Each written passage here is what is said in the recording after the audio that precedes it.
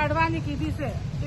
જય ભીમ, જય વાલ્મીકી, જય સર્જન. મારું નામ પારસ પેઢી, રાજકોટ ગામના પ્રમુખ. મિત્રો, અત્યારે હું આઈટીઆઈમાં અહીંયા આવ્યો છું અને આઈટીઆઈમાં લગભગ અમારા અનુસૂચિત સમાજના લગભગ આપણા 12 બહેનો કામ કરે છે. આ લોકોને તમે જો હાથમાં રોકડમાં પગાર છે. જો રોકડમાં પગાર, હાથ બેન પગાર ઊંચો કરો તો આ રોકડમાં પગાર આપે છે.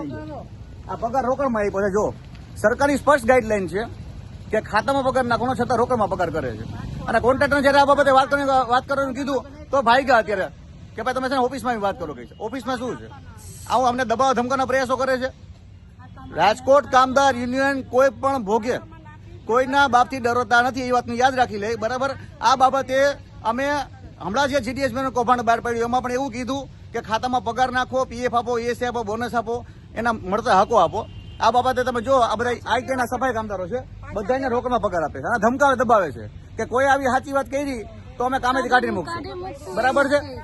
આ બાબતને રાજકોટ કામદારોને ક્યારે દબાવ ધમકાવ નથી અને ક્યારે કોઈ નમવાનું નથી. હાલો તું તો દે જ ને નવી આ ચોપડી નવી ચોપડી કાઢી રાઠોડભાઈ.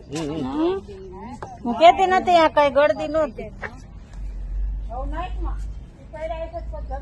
જૂની આપી ને એટલે તરત જ આપી દે. કાલ તો મેં હાજરી કરાવી.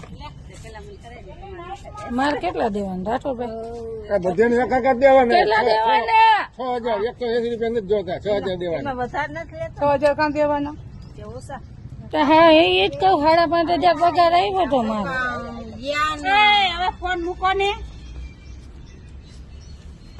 અમારા પૈસા અમારે પાછા દેવાના, દર મહિને પાછા દેવાનું બંધ કરો.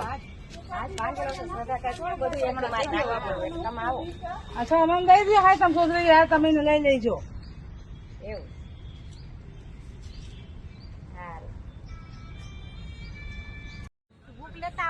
કેટલા દેવાના? એના કાંઈ નથી. પૈસા કેટલા દેવાના? આમ જો લીલા એને મેં કાલે ફોન કરીને કહી દીધું, મેં કીધું 180 રૂપિયા હું કોઈની પાસે નથી લેવાનું ઉપરના. મેં જ કીધું ફોન કરીને 6,000 જ મળશે તો તમારે લે વાંધો નહીં. 6,000 પાછા દેવાના.